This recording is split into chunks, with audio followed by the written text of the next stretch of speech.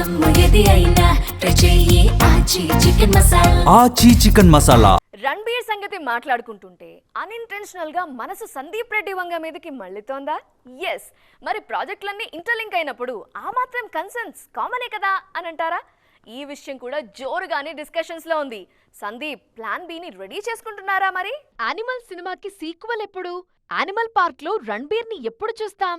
ఈసారి హీరోగానే కాదు విలన్ గాను రణ్బీర్ కనిపిస్తారు.